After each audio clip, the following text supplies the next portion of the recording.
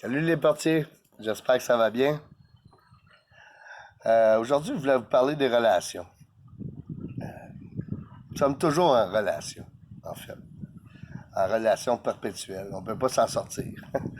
On est tous en relation les uns les autres.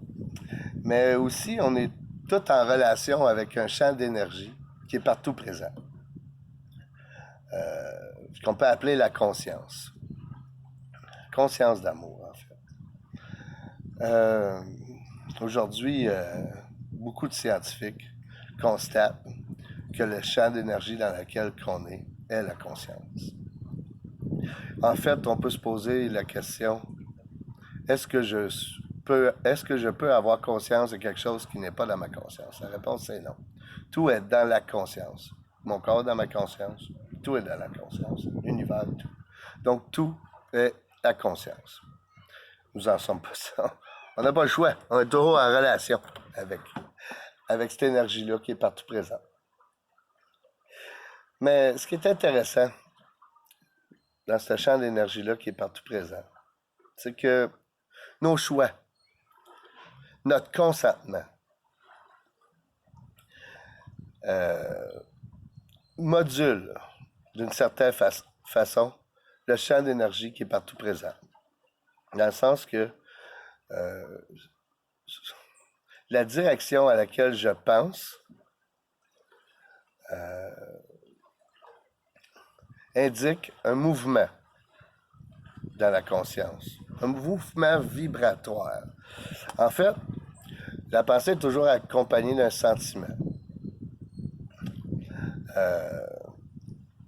Et ce sentiment détermine d'une certaine façon le taux vibratoire de la pensée dans le mouvement de la conscience qui est partout présent.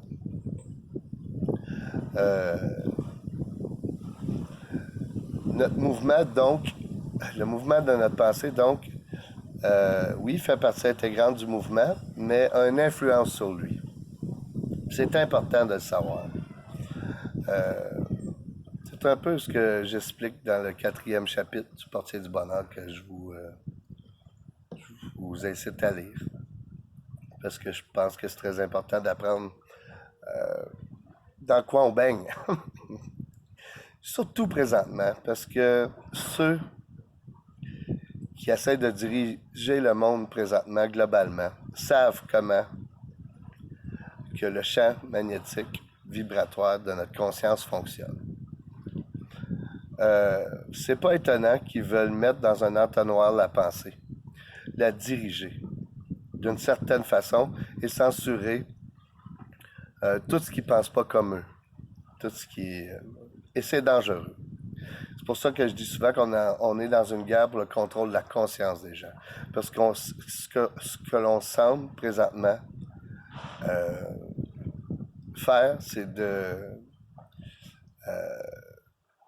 manipuler la pensée des gens par la peur et les envoyer dans une direction que eux ont décidé. Mais nous sommes des portiers du bonheur. Nous sommes des gardiens de cette conscience d'amour-là. Nous devons diriger notre pensée vers ce que nous voulons et non alimenter ce que nous ne voulons pas. Effectivement. C'est ça, être pro-choix. C'est de choisir en conscience et non subir le mécanisme de l'inconscient qui, lui, en général, est le siège des habitudes.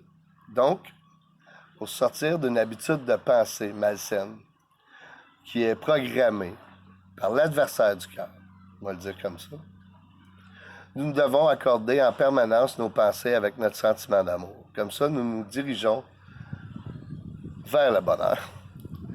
Évidemment, vers ce qu'on veut. Penser à ce qu'on veut, faire des actions vers ce qu'on veut est important. Ça envoie un signal positif et vibratoire dans le champ magnétique de la conscience qui nous entoure. Quand on va dans une manifestation, pour ça je dis souvent, je m'en vais là pour manifester mon amour, la liberté, pour manifester ce que j'aime, ce que je veux. Évidemment, si les gens apprendraient à comprendre comment fonctionne le pouvoir de la pensée, comment fonctionne la conscience. Les lois de l'univers sont immuables et ne changent pas.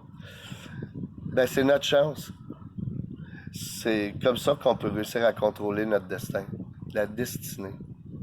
Eux, les adversaires du cœur, savent comment ça marche présentement. Nous savons intérieurement ce qui est bon, ce qui n'est pas bon. Notre corps nous le dit. En général, quand on pense à quelque chose qui nous stresse, qu'on veut pas, ou blablabla, ben notre corps nous le dit. Quand on pense à quelque chose qu'on aime, notre corps, les sensations sont agréables dans notre corps. C'est sûr que lorsqu'on pense au futur, présentement, si on pense au futur en étant stressé, en voyant ce que le plan démis par